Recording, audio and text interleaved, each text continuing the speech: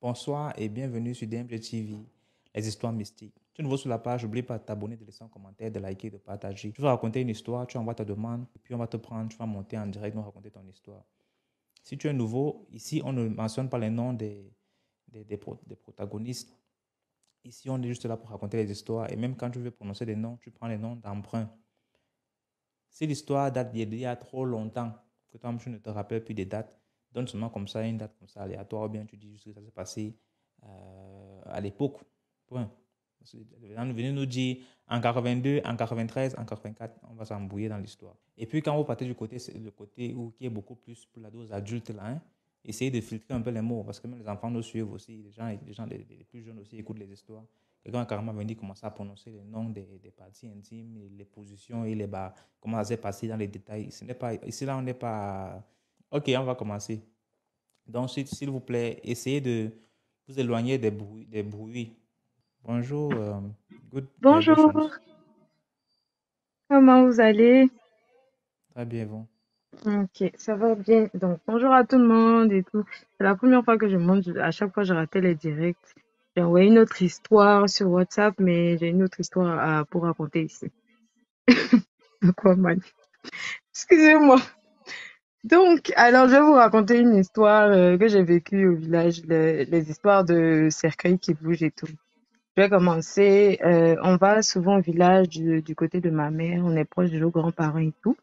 Et elle a une petite sœur qui a beaucoup de filles et elle a eu un seul garçon. Et ses filles ne sont pas allées loin à l'école, mais le garçon, il a été à l'école et tout. Il a un monsieur qui venait souvent au village, qu'il a aimé, qu'il a adopté, qu'il a pris pour aller dans une autre ville de l'intérieur. Et là-bas, il était aimé de tout le monde. Il a commencé à être coiffeur et puis il allait à l'école en même temps.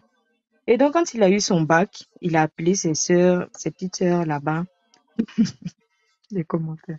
Il a appelé cette petite sœur là-bas pour dire que oui, quand j'aurai mon bac, toi, je vais t'envoyer un téléphone, toi, je vais t'envoyer ceci et tout. Entre-temps, ma tante, elle vit toujours au village. Elle fait les médicaments indigènes pour les femmes qui ont du mal à accoucher, tout ça. Et donc, elle s'est remariée avec un monsieur. Et donc, ce monsieur était là, c'est pas son fils, mais ils ont fait le mariage et tout. Et donc, ils vivent ensemble. Le petit, dès qu'il a son bac, il roulait la moto dans la ville de l'intérieur là-bas. Donc, c'est en Côte d'Ivoire. Dès qu'il a son bac, un jour, il va faire une course, il fait un accident de voiture. Genre, quelqu'un le renverse, il tombe sur sa tête s'ouvre et tout. Il n'y a pas les soins dans le coin, on le prend, on l'envoie comme à Beauville pour le soigner. Et il appelle sa mère, il appelle tout ce qu'il peut dire, c'est ça. Donc, on appelle sa mère, elle arrive parce que le village n'est pas loin de là. On appelle la mère, elle vient, reste à son chevet, ça ne dure pas, l'enfant rend l'âme. Donc, elle est dévastée. Non seulement c'est son seul garçon, le seul qui est parti à l'école un peu loin, franchement, il ne comprend pas les sorciers. Le seul qui peut t'aider, c'est lui, Titi. Bon, on prend le garçon, on dit l'enterrement doit arriver, donc on l'envoie au village. Nous, avec mes deux grands frères desquels je suis proche et tout ça, on se lève, on va au village.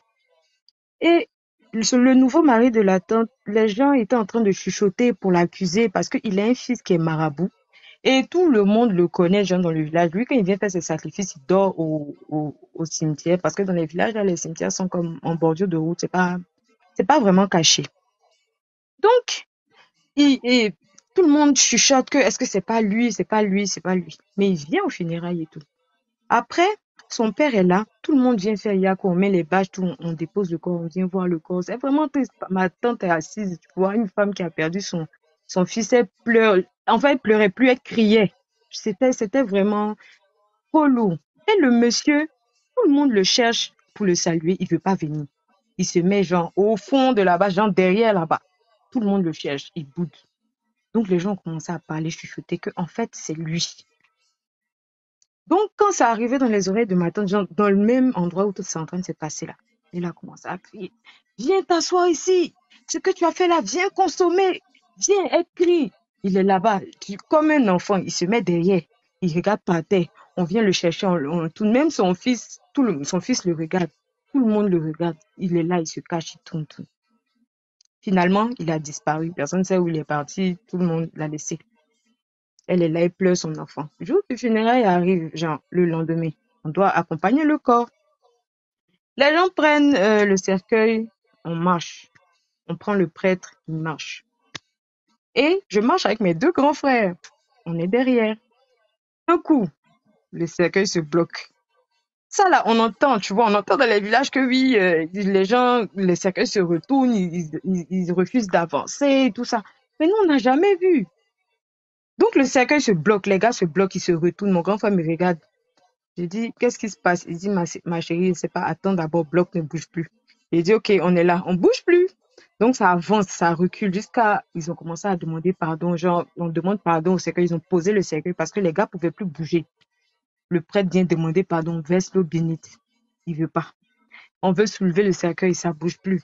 Ils sont restés là, faire bavardage, bavardage. À un moment, ils ont soulevé, le cercueil a recommencé à reculer avec les gens. Mon frère m'a dit, ma petite, retournons-nous. Regarde, je ne sais pas comment nous on a fait. En tout cas, le reste des funérailles, là, c'est resté là-bas. Nous, on s'est retourné. Je ne sais pas comment c'est fini. C'est qui est sûr. Après, en se promenant dans le village, on a vu qu'ils ont fini. Ils ont fermé la tombe et tout. Mais nous, en tout cas, dans les allers-retours, c'est lui qui m'a fait, c'est lui qui m'a fait. Nous, on a boué, genre, on a fui, bon, clairement. Mon frère dit, ça, c'est les choses, je vois de loin là-bas. Moi, ma petite sœur, il veut pas venir créer les histoires ici. Ils n'ont qu'à se gérer entre eux là-bas. Nous, on est venus les soutenir, on les a soutenus. Tout c'est gâté entre eux. Nous, on se retourne, on s'en va. Donc, on part. Ils luttent, ils font leur lutte là-bas, ils finissent de demander leur pardon. On enterre le corps. On enterre le corps. Je ne sais pas comment ça s'est passé là-bas. Nous, on est rentrés à la maison. Une autre fois, je retourne au village. J'arrive voir ma tante pour saluer. Je vois, elle a un petit hôtel dans la maison. Donc, mon papa Toya, je demande, ah, maman, ça c'est quoi? Que non, c'est pour mon fils. Il revient souvent à la maison. Il y a des choses qu'il aime. Il vient comme je laisse la nourriture. Parfois, il vient manger. J'ai regardé ma maman. Ma maman m'a regardé. J'ai dit, bon, comme elle est, mon maman et moi, nous, on est en ville, elle est dans ses trucs traditionnels. Tu veux mettre ta bouche dans quoi? J'ai dit, mais ça te fait pas peur? Elle dit, ah, même s'il ne fait pas, il vient dans la nuit, il bouge les trucs, il casse les trucs. Donc, pour ne pas l'énerver là, je mets les choses, il vient, tout est tranquille, il repart. Alors qu'en temps, il y a quelqu'un qui est venu, elle m'expliquait, il y a quelqu'un qui est venu pendant la nuit mettre un genre de fétiche genre en haut, attaché à un arbre pour relier à sa maison, parce que l'âme de l'enfant dérange le gars. Et apparemment, c'était son nouveau mari qu'elle a chassé en fait, parce qu'elle dit qu'il ne faut plus voir revenir chez elle. Maintenant, il ne sait pas en quoi, comme lui souvent il vient demander pardon, ça le dérange là. Il a mis ça là pendant la nuit. Donc, il a dit, donc vous êtes là, vous luttez, toi tu reçois quelqu'un le soir, à un moment. Il me dit, ah, c'est comme ça. Mais ce qui est sûr, c'est déjà fini, qu'est-ce qu'on y peut?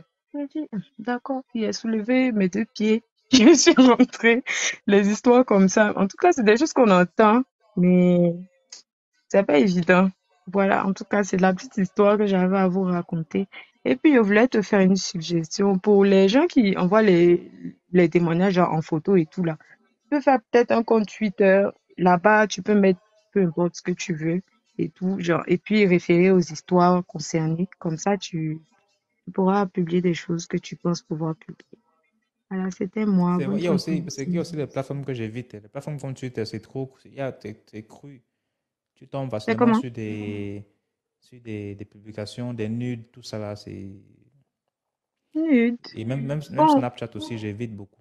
J'évite beaucoup. Il y a beaucoup de. Je peux faire encore TikTok avec même ces censures là. C'est toujours intéressant de voir que tu ne peux pas poster n'importe quoi. en fait, là-bas, si ton compte est privé, tu mets des choses à des abonnés, genre, bon, en tout cas, ok, c'est, c'est bon aussi. Il n'y a pas de problème. En tout cas, merci, partagez, likez, et puis bonne continuation. On est là, on te soutient. À la prochaine Merci. pour une autre histoire. D'accord. Bye. Merci beaucoup. Bonsoir, Francine. Bonsoir. C'est une première fois pour moi.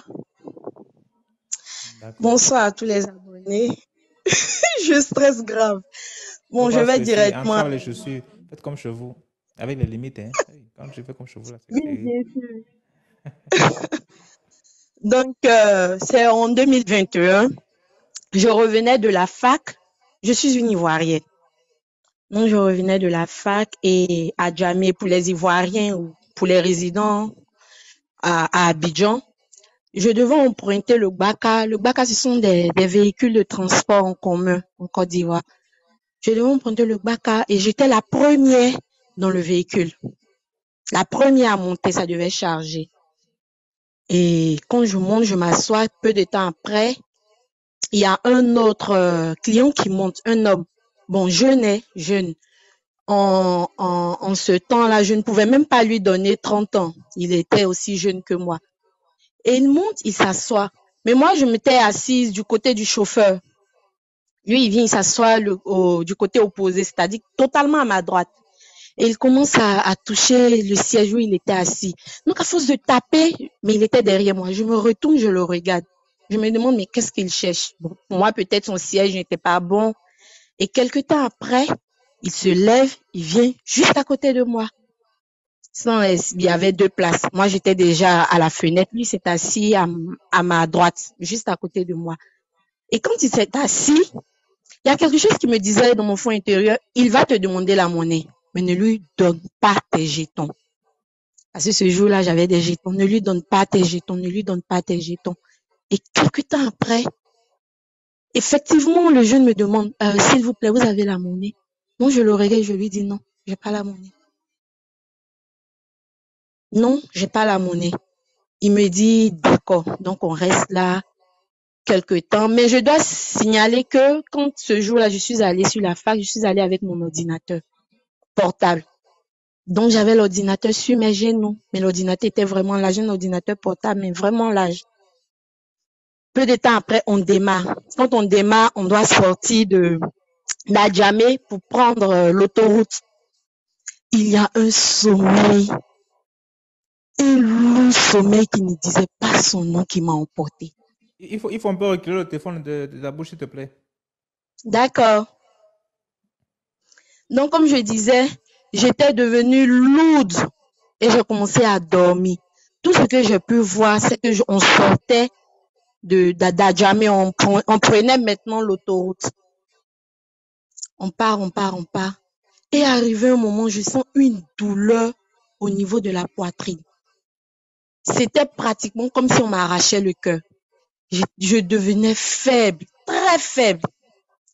Et la première idée qui m'est venue, c'était de le toucher lui. Bon, pour moi, je le touche, il va me demander qu'est-ce qu'il y a, puisque tu as assis avec une jeune fille auprès de toi. Si elle te touche, tu regardes au moins. Donc, je fais un effort, je lève la main droite et je tape son dos. Quand je tape son dos, bon, pas que je tape, disons que je pose la main sur son épaule gauche. Quand je touche, le monsieur se retire, c'est-à-dire il s'éloigne de moi et ma main tombe. Mais la douleur, l'impression que j'avais, on m'arrache le cœur ou vous voyez un peu quand vous lavez un linge à la main, vous essorez. J'avais l'impression que c'était tout ce que je ressentais. Et arrivé un moment, je me dis, bon, je fais le Notre Père parce que je suis catholique. Donc, je fais le Notre Père 1 fois. Je fais le Notre Père 2 fois. Je fais le Notre Père 3 fois. Et à chaque fois que je priais dans mon fond intérieur, la douleur diminuait, jusqu'à ce que je me rende compte que moi, mon pied droit, puisque je vous ai dit qu'il était à ma droite, mon pied droit touchait, lui, son pied gauche, son genou. Et notre pied qui se touchait là, lui, son pied battait comme si c'était un cœur qui était en train de battre. Le genou du monsieur battait comme si c'était un cœur. Mais dans mon fond intérieur, je priais toujours. Et quand j'ai pu avoir la force, j'ai senti son pied qui battait comme le cœur. Donc, j'ai retiré mon pied. C'est-à-dire, j'ai décollé mon pied. Et je décolle le pied, le monsieur écarte ses jambes. Il fait tout pour qu'il y ait toujours le contact entre nous. Je retire. Et maintenant, qu'est-ce que j'ai fait? J'ai soulevé mon sac parce que mon ordi était vraiment large. J'ai soulevé le sac. J'ai croisé mes jambes du côté je sais pas, je vais dire peut-être le mur pour que vous puissiez comprendre. Vers la fenêtre. J'ai croisé mes jambes là-bas. Donc, il n'y avait plus de contact. Et quand j'ai fait ça, la douleur avait totalement disparu. Maintenant, je voulais à tout prix voir encore son visage. Je voulais que son regard croise le mien. mais il ne l'a pas fait. On est rentré à Yopougon, il a payé, il a donné lui son argent, il est descendu à un carrefour, mais je n'ai pas pu voir son visage. Mais ce que je veux dire, c'est que c'était un jeune. Je ne pouvais même pas m'imaginer que ça pouvait arriver. Donc, la morale, c'est vraiment d'être vigilant. Et quand on a des intuitions, il faudrait qu'on considère nos intuitions et toujours prier. Merci, DMJ. Merci beaucoup, Francine, pour l'histoire. C'est compris. Et je remonterai pour d'autres histoires. D'accord. Bye. Bonsoir, Lydia. Bonsoir. Comment ça va? Bonsoir DMJ. Comment vas-tu? DMG. DMG. Je vais très bien, toi-même. Vous m'écoutez? Oui, oui. Ça va. Ok. Bon, c'est une histoire que j'ai moi-même vécue. Je suis gabonaise. Je vis à Libreville. Alors, donc je disais, c'était un mardi. J'étais allée retrouver une amie dans un quartier là-bas à Libreville. Pour les Gabonais, ils connaissent le quartier Mindoubé. Elle m'a fait comprendre qu'elle voulait aller se faire consulter chez un marabout, un béninois, qui est très fort dans les histoires de bains, de chance et autres. J'ai dit, ok, y a pas de problème. Si ce n'est que pour toi, je peux t'accompagner. Donc, nous sommes partis vers Minoubé 2 là-bas. C'est comme ça qu'on arrive dans le temple du monsieur. On arrive, il y avait des statuettes, des trucs. J'avoue que je n'avais pas peur. Moi, je me suis dit, c'est ma copine. Celui qui l'a indiqué chez le monsieur, je connais très bien. C'est son pote, il est taximan. Donc, s'il nous a indiqué là-bas, peut-être qu'ils se connaissent aussi bien. Donc, on arrive, le monsieur nous a remis un truc à boire qui sortait d'une bouteille avec les écorces. Il nous a dit non, c'était pour nous préparer à l'atmosphère du coin. J'ai dit, ok, y a pas de souci, j'ai bu. Il y avait une statuette là qui avait la cigarette. J'étais étonnée de voir que, normalement, la cigarette, quand on dépose la cigarette, elle s'éteint seule. Mais j'avais comme l'impression que la statuette l'a aspirée, la cigarette terminait même. Donc, on est resté là, je sais que la statuette l'a fini même 3 cigarettes. Il a commencé à parler sur sa vie. J'ai reconnu certaines choses. Elle-même aussi, elle reconnaissait des trucs vrais. Après, il est quitté chez elle, il est venu chez moi. Il a commencé à parler de ma vie, de mes petits frères, les jumeaux, beaucoup de choses. J'ai dit que, ça doit être un vrai marabout, hein, ça doit être un vrai. Ce qui est sûr, c'est que dans son domaine, il doit vraiment être efficace. D'où j'ai été intéressée à faire aussi ce qu'elle est venue faire, le bain de chance pour attirer les grands types et les ministres et autres, parce qu'il nous a garanti que ça marchait réellement et qu'il a lavé plusieurs filles dans Libreville. J'ai dit, ok, y a pas de souci. Il a dit, le bain, c'est 150 000 le bain, mais la première moitié, c'était de donner 75 000. J'ai dit, mais si c'est 75 000, c'est pas un problème. Moi, j'ai des bises. Je peux appeler même demain, là. Je peux demander l'argent à tel. Le gain va venir. Il n'y a pas de souci. Elle aussi, de son côté, elle s'est engagée à aller chercher son argent. Donc, c'est comme ça qu'il a fini la consultation. Nous sommes rentrés. Mais, arrivé dans la vie quotidienne, on a commencé à chercher l'argent. Moi, de mon côté, j'ai commencé à chercher. J'avoue que depuis que je suis quittée de là-bas, je n'ai jamais fait même une semaine ou même quelques jours sans voir le billet de 10 000. Mais quand je me suis engagée à aller chercher l'argent, les 75 000, pour pouvoir commencer à faire le premier travail qui devait se faire dans son temple, je n'ai rien trouvé pendant 1 mois.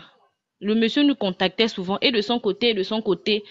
Je n'arrivais pas à croire que durant tout 1 mois, même voire 10 000 francs, je vivais la dure, la dèche, c'était pas possible. Même les gars qui me draguaient, le DG tel bise là-bas, j'appelle. C'était comme si tout était noir et fermé. Donc, on repart chez le monsieur, on dit, c'est un peu dur, c'est compliqué. Même la petite miette qui arrive là, c'est comme si c'était déjà hypothéqué. C'était pour régler peut-être tel problème, mais les problèmes vraiment nécessiteux, les problèmes les plus importants là. Est-ce que c'est pas possible de commencer le premier bain et puis quand l'argent va rentrer là, on va venir donner tout le gain? Oh non, ce n'est pas possible. Le travail que je vais vous faire là, il faut forcément donner l'argent pour commencer. J'ai dit que mais non, le travail va consister même à faire quoi? qu'on ne peut pas commencer d'abord gratuitement. Quand l'argent va commencer à rentrer, là, on va te payer, papa, il n'y a pas de problème. Oh non, le premier travail, c'est d'abord ici. On doit faire des trucs, des machins. Et tout ce que je vais vous faire là, il faut forcément que vous devez donner de l'argent dedans. Et le deuxième travail va se faire à la plage. J'ai dit qu'à la plage. Ah, ce n'est pas tout ça, ce n'est pas ici. Il me dit non, le premier travail, c'est ici, c'est pour c'est préparer les esprits. Mais le plus gros travail, ce qui va se faire à la plage, vous devez donner l'argent. À la plage, là-bas, on doit arriver là-bas aux environs de 21 heures. Je ne sais pas pourquoi il a donné tous ces détails-là. On doit arriver aux environs de 21 heures. Il va faire les incantations. Et ce n'est pas la plage de Léomba, machin, c'est loin. On doit partir vers le cap là-bas. On doit trouver une plage vraiment neutre, là où il n'y a pas les gens. On doit apporter les sacs de riz. On doit apporter les bonbons. Les magies que tout ça, il faut encore acheter, c'est le gain. Arriver là-bas. Or, après l'incantation, là, vers minuit, 1 heure, c'est à ce moment-là que elle va venir. Je dis que qui va venir? Non, mais Mami Wata doit venir. C'est elle qui doit réellement vous mettre déjà ce qu'il faut même pour attirer l'argent et la richesse, les chances en vous. Je dis que quoi? Il fallait que ça arrive par là. Hein. Je ne suis plus intéressée. Je ne lui ai pas dit ça sur le coup. En tout cas, à elle, quand on est sorti de son temple, moi j'ai dit à ma copine là que, man, moi je peux plus, hein. Honnêtement. Là. Si c'est les histoires d'aller voir les sirènes, non. Si c'est quoi? Moi je pensais que c'était seulement un bain simple. Il a les feuilles, les trucs de la forêt, et puis il nous baigne, c'est tout. Si c'est les histoires que ça arrive maintenant, on arrive là-bas, il y a un esprit qui doit sortir de l'eau. Je connais que l'esprit qui va sortir de l'eau, là, je vais voir ça comment. Peut-être que la langue qu'elle va parler, là, je ne vais pas comprendre la langue, là, je vais devenir folle. Si c'est à ce niveau-là, je préfère couper les ponts. J'ai dû même changer de numéro. Parce qu'à un moment donné, j'avais peur parce que le monsieur m'avait recontacté quand il était revenu de Cotonou. Parce qu'après, il a dit non, je vous laisse encore aller chercher l'argent. Quand il est revenu de Cotonou, il a cherché à me contacter. J'avais même changé de numéro. J'avais même déjà peur que peut-être il va me retrouver, me dire que je vous ai raconté des choses dont je n'aurais pas dû vous dire. Vous êtes où? Pour venir terminer le travail. Donc, j'ai dû changer même de numéro de téléphone. Ma copine aussi. Bon, on a laissé tomber. Et depuis, c'est une histoire qui s'est passée depuis. Hein. Moi, je suis déjà chrétienne. La vie des bises, des machins, je suis plus dedans, en fait. Donc, c'était ça mon histoire. Vraiment, je dirais que nous, les femmes, on cherche toujours plus. Pourtant, je suis belle, j'ai un beau corps, je suis pas mal. Mais je ne sais pas ce que je cherchais encore de plus pour attirer quoi que ce soit, je ne sais pas. Donc, vraiment, nous, les femmes, là, on ne comprend pas. Toujours avec l'argent pour arriver, qui doit arriver facilement et rapidement. C'est compliqué. Je remercie Dieu de m'avoir épargné. Je remercie Dieu d'avoir mis cette lourdeur, la dèche en moi, que même 100 francs, je ne trouvais pas. Parce que si j'avais trouvé l'argent facilement, je l'aurais fait forcément. Mais je remercie Dieu d'avoir mis une fauche amère en moi qui a permis en fait que je ne trouve rien. Rien, vraiment rien. Je remercie Dieu. Donc voilà, c'est un peu ça, c'est mon histoire. Merci beaucoup et bonne soirée. Merci beaucoup, Lydia, pour l'histoire. Okay. Bonsoir, Ridette. Bonsoir. Bonsoir, DMG. Merci, vraiment, merci pour l'honneur que vous me faites aujourd'hui. En tout cas, c'est une première pour moi de monter, donc je dis déjà merci à tous qui vont écouter mon histoire. Alors, mon histoire se passe au Congo-Brazzaville. C'est ma mère qui me l'a racontée. Quand elle était jeune, il y a sa mère, donc ma grand-mère, elle vendait au marché. Elle disait avant, au marché, il y avait des esprits qui se promenaient tout le temps. Il y a des fois, quand on prête des sons au marché, tout le monde se met à courir. On dit, le prêtre arrive, le prêtre arrive. On ne comprenait pas pourquoi les gens couraient. Or, dans le lot là, il y avait des esprits qui revenaient dans le marché pour se promener comme ils voulaient. Alors, un de ces jours, il y a une dame, elle vient au marché avec son bébé, elle est revenue de l'hôpital, elle rencontre l'une de ses copines.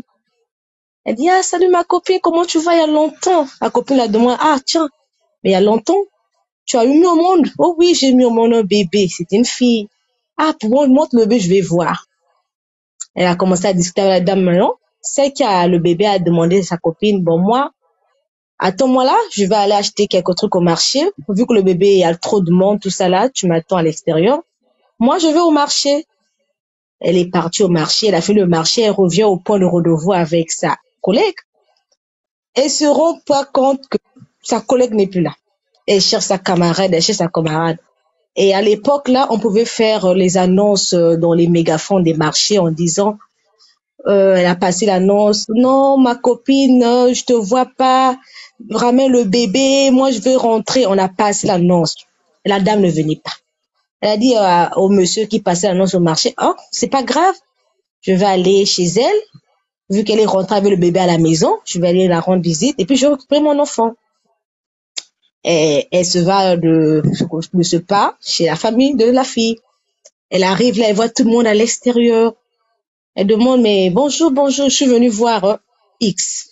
On dit X. À un moment, on dit, comment c'est X? Elle dit, oui, X, on était avec au marché avec elle. Elle a pris mon bébé. Elle est partie avec le bébé, donc je suis venue ici pour prendre le bébé et puis rentrer, vu qu'on revenait de l'hôpital avec l'enfant. La maman dit, quel X? X est décédé, ça fait 2 jours, on l'a enterré, tu n'étais pas au courant. Elle s'est mise à pleurer. Elle dit, comment ça? Moi, je l'ai vu au marché. Elle est partie avec mon bébé, avec un parapluie. Elle s'est mise à pleurer. La famille dit, mais qu'est-ce qu'on fait? Mon bébé. On a appelé son mari, la famille, tout le monde s'est réuni. C'était tellement, tout le monde voulait savoir où est le bébé. Ils sont allés voir un prêtre. On est parti à la tombe de la dame, là. On arrive à la tombe, là. Le prêtre a commencé à faire ses prières, tout ça, là. On a prié. On a dit à la dame, là, X, viens remettre l'enfant de trouver. X, viens remettre l'enfant de trouver. Ils sont partis. La dame, là, elle a fait 1 semaine chez la famille de la fille, là. Elle pleurait que son enfant. Et un bon matin, là, il était très, très tôt. On entend derrière la maison un bébé qui pleure. Tout le monde on va retrouver le bébé avec son parapluie, le même drap, les mêmes vêtements, juste derrière la maison en train de pleurer. La dame là a récupéré son enfant. Ils sont allés à ouvrir le prêtre. On a comme ça prié. Le prêtre a dit que l'enfant là, la dame là est venue prendre l'enfant. Vu que ces 45 jours n'étaient pas finis, elle est venue prendre son enfant et elle est allée avec là où elle dormait là. Donc voilà pourquoi ma mère me disait, faut pas donner ton enfant à n'importe qui. C'est ton bébé, que ce soit ta copine ou pas, tu sais pas ce qui se passe, tu la vis à longtemps. Garde ton enfant auprès d'elle. Donc c'était un peu ça mon histoire. Merci de m'avoir écouté. Merci beaucoup, Rinette, pour l'histoire. Bonsoir DMG. Bonsoir. Oui, alors je suis très contente que tu aies accepté ma demande. D'abord, je suis depuis longtemps tes vidéos sur YouTube. Ça, d'abord, je suis une Béninoise et souvent j'ai constaté que c'est les Camerounais qui viennent raconter des histoires ici. Non, Donc, moi, ici, si j'ai une histoire, c'est toute l'Afrique qu'on était, les Béninois, les Camerounais, les Ivoiriens, les mais on Ghanéens, peut compter les les Béninois. Sénégalais. Hein? D'accord. On peut Tout le compter monde, les tout le Béninois, on monde, peut les compter. tout le monde est invité ici. Hey, tout le monde est invité. D'accord. Alors, je vais nommer mon histoire. Les morts ne sont pas morts. Alors, j'ai perdu un grand frère. Il avait 24 ans quand il était mort d'une maladie un peu mystique.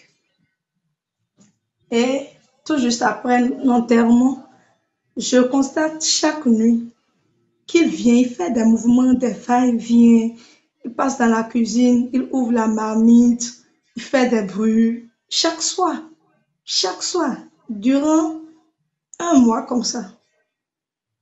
Et après, je n'ai plus de sa nouvelle. Il fut un jour, on parlait de lui et on a constaté que quelqu'un traversait la cour.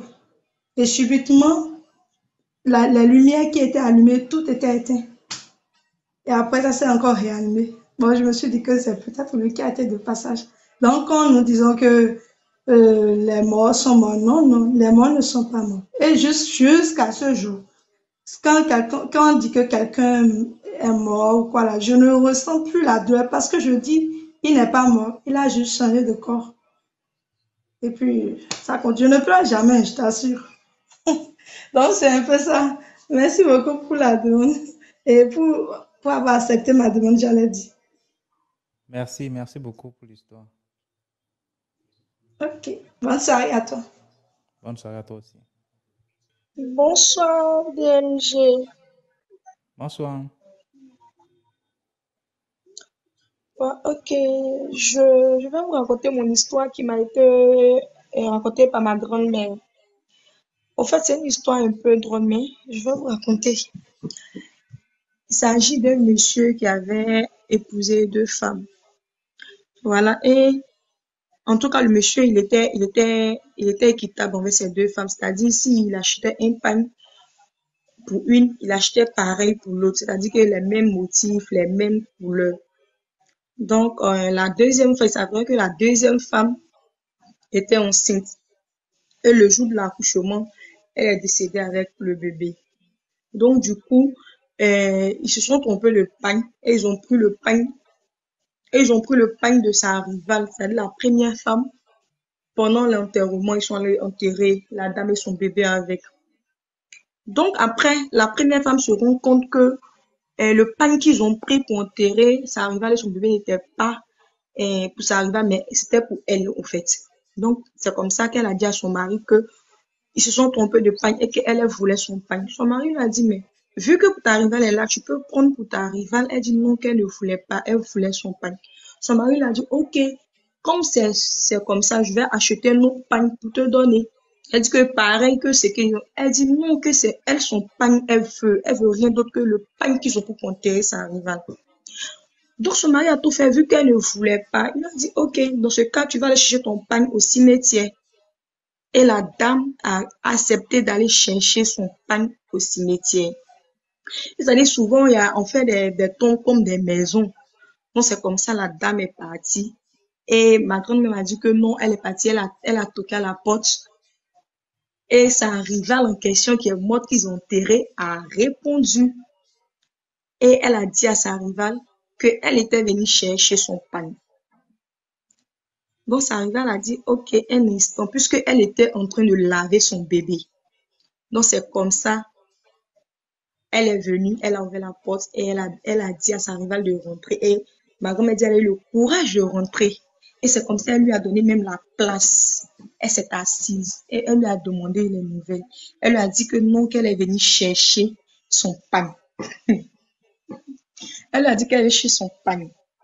Et c'est comme ça, la dame lui a dit, ok, comme je suis en train de laver mon bébé, il faut patienter. Quand je vais finir de laver mon bébé, je vais prendre ton pain pour te donner. Et elle a patienté. Donc, ma grand-mère dit, quand elle a fini de laver son bébé, elle s'est levée. Au lieu d'aller prendre le pain pour donner à sa rivale, elle n'a pas fait. Elle est sortie. Et puis, la tombe s'est refermée sur sa rivale. C'est-à-dire qu'elle est sortie. Et quand elle est sortie vivante. Et puis, sa rivale est restée dans la tombe là-bas. C'est pour dire juste que nous, les femmes, nous sommes vraiment souvent très, très, en tout cas, je ne sais pas comment on dit au fait. En tout cas, c'était mon histoire. Merci beaucoup, Marie, pour l'histoire. Merci.